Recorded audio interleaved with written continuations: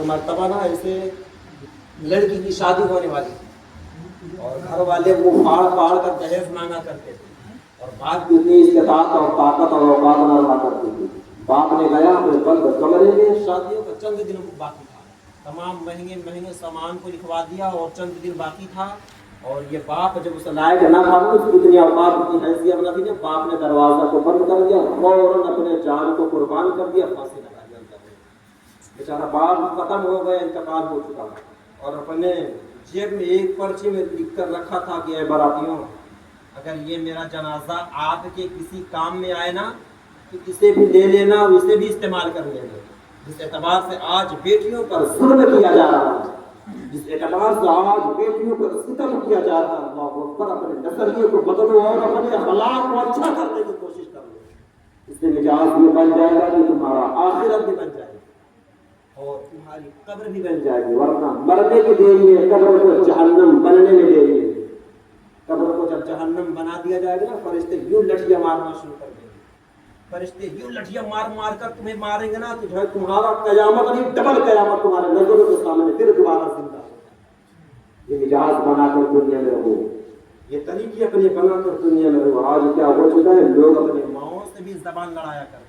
ڈاکٹروں کا کہنا یہ ہے کہ جو سب سے زیادہ رات کو جاگتا ہے سب سے پہلے وہی بیمار ہوتا ہے. اور تم رات بھر جاگتے بھی ہو اور موبائل میں آنکھیں کھولتے بھی ہو, سب سے آخر اگر سونے والی قوم ہے تو وہ مسلمان.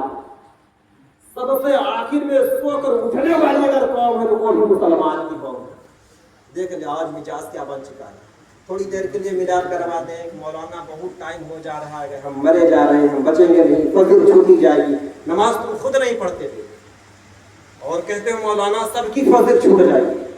یار مولانا کے کبھی قریب جاؤ پھر وہ بتائے گا کتنی رات کو تم پروگرام کروانا پڑھواؤ, جتنا رات تک تجھے میلاد پڑھوانا پڑھواؤ, پھر دیکھ فجر میں یہ امام اگر تجھے نہ مصلی پہ ملے نا تو پھر کہہ دینا کہ تمہیں اتنی دیر تک میلاد پڑھنے کی کیا ضرورت ہے.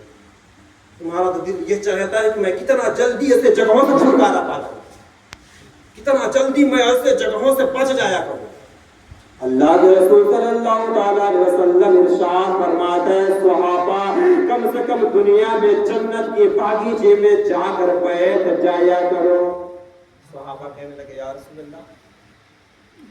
رسول اللہ صلی اللہ تعالیٰ علیہ وسلم, دنیا میں کون سی ایسی جگہ ہے جو جنت کے باغیچہ ہے؟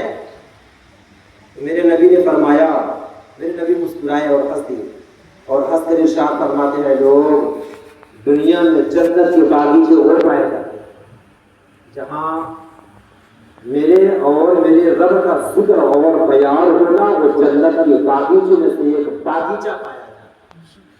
اس اعتبار سے یہ زمین خوش نصیب ہے جو اللہ اور اس کے رسول کا ذکر اور بیان ہو رہا ہے, اور بغل والی زمینیں بد نصیب ہوا کرتی ہیں. کاش اتنی اچھی ہے, اتنی خوبصورت ہے کہ آج تیرے اوپر اللہ اور اس کے رسول کا ذکر اور بیان ہو رہا ہے. وہ لوگ خوش قسمت اور خوش نصیب ہیں کہ جو لوگ ایسی محفل میلاد میں تشریف لائے. سنیے ان کی فضائل سنیں.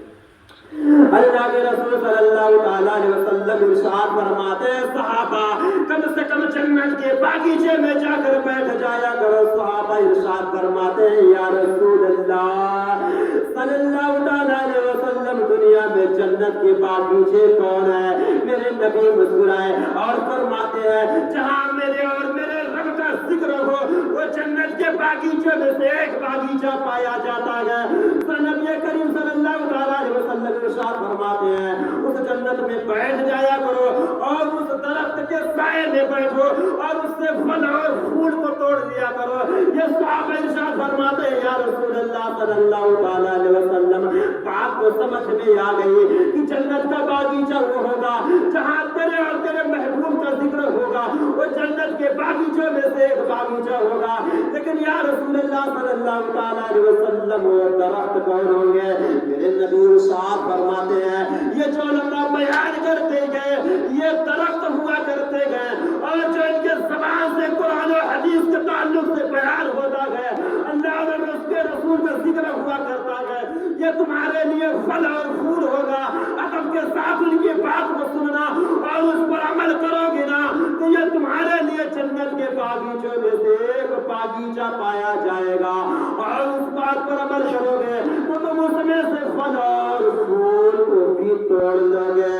کے لیے شاہ